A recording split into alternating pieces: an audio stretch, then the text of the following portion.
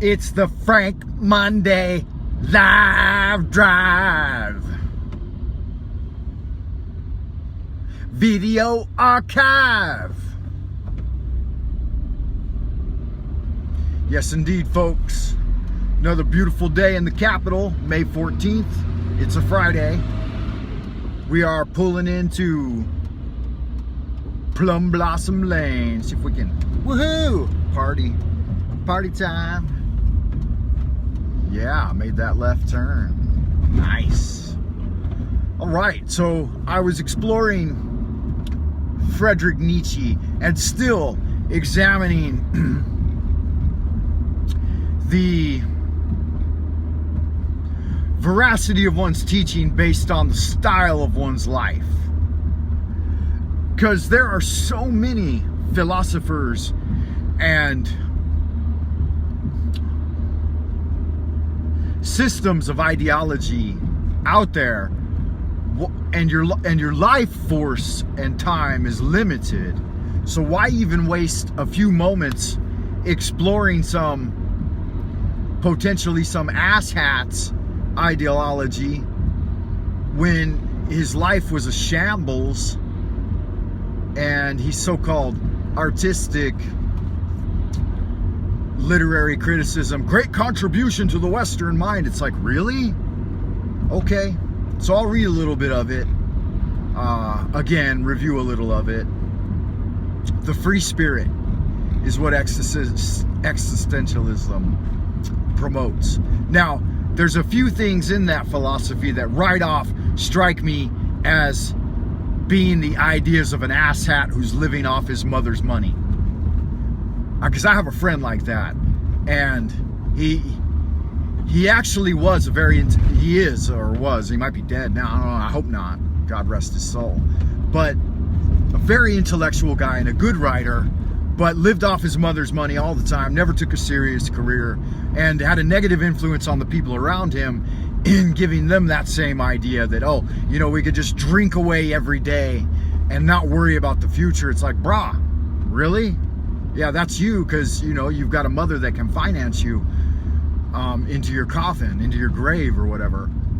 I said, I don't have that. You know, I got to get out there and make the money on my own.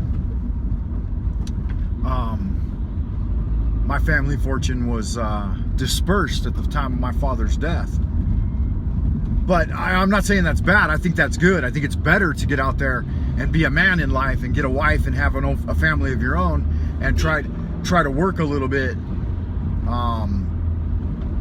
productive enough wow, that you can got to be careful on Plum Blossom Lane, y'all, that you can anyway finance your own studies and your own shit.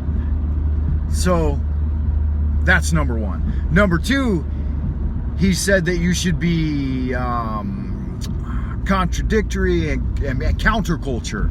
So he was one of these counterculture type guys that encouraged people to go against the mainstream.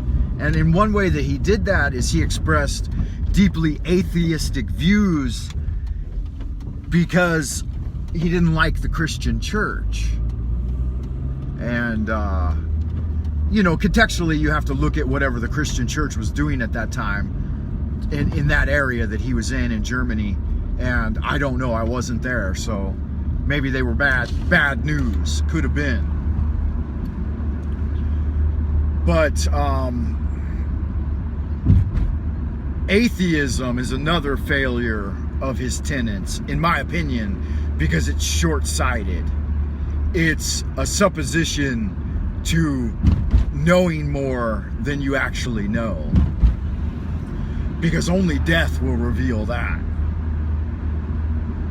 And for guys like him, I don't think death reveals much. And I sound like I'm being a little bit negative towards the guy, but I'm starting off with where I think some of the flaws are in his philosophy. Another one is that you should resist tyranny. Now, a lot of great thinkers have said this. Death to tyranny, resist the tyrant, blah, blah, blah, so on and so forth. And they try to put a name to it, a name and a face, like prior to and all during the Trump administration, the TDS, the Trump Derangement Syndrome, and OMB, Orange Man Bad, became the rallying cry of the rabble. And they had a head for their hatred. And so the Orange Man became the tyrant to them. But he was the only one fighting tyranny. See, because the modern day people don't understand that the tyranny is the deep state. The tyranny is the system itself. It's not tyranny in the form of a single man. It's tyranny in the form of their well-established systems that have failed to be efficient and effective in the distribution and management of our collective energy, and setting clearly defined goals that help the people of the nation rather than some agenda of power management. And so it all gets shifted and the bad guy never gets called out. So everybody, if Trump was put forward as the bad guy for everyone to get their 2 minutes of hate, then that's obviously subterfuge. All right, I have arrived. I've run out of time and I've broadcast. You need a good solid hour to really get into a topic. So I will call it here, and then I will I'll review my notes, I'll review existentialism, and I'll come back at you either later in the dorm or this evening on the live drive at 5 Frank Monday Drive archive on my way home this evening.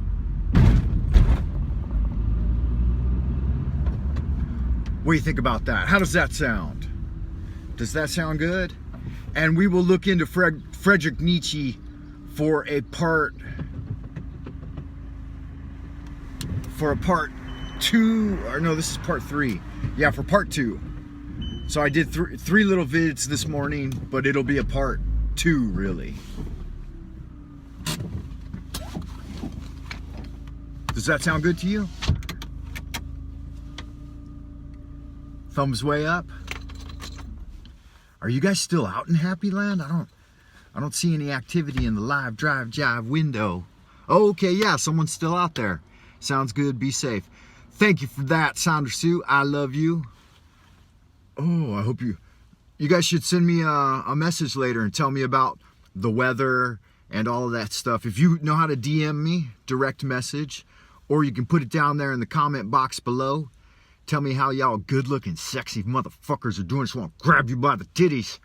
Not you, but you know what I mean. Little titty twister. Sure, why not? A little titty twister for everyone. Woohoo! How's that feel? It's nice, isn't it? Does it make you nervous for me to watch? No, of course not. Appreciate anybody tuning in.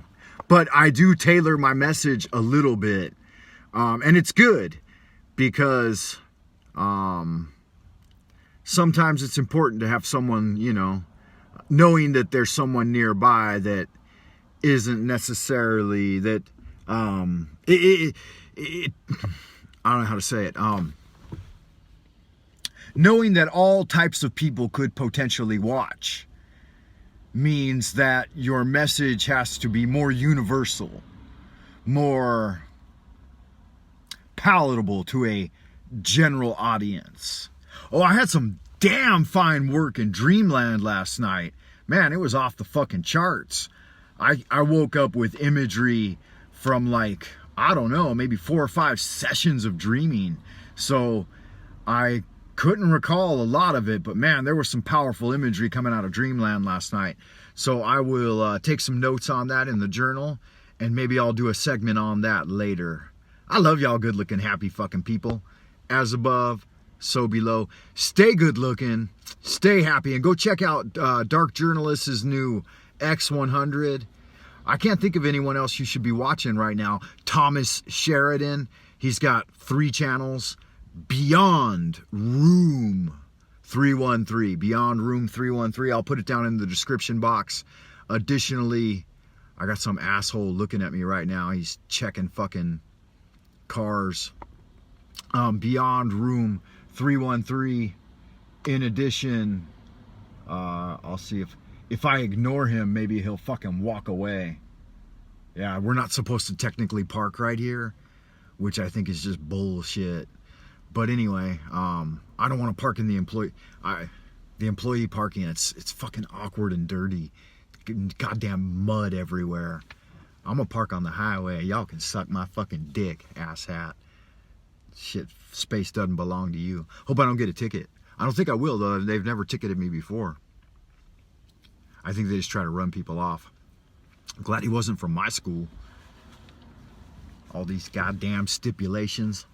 Anyway, what was I talking about? Oh, Beyond Room 313, so on and so forth. Who else have I been watching? Oh, I found this new Hebrew scholar that has an interesting personality. I'll watch a little more of him. The channel's called Esoterica. It'll be of interest to practitioners of magic, Solomonic magic. And I will see you in the future.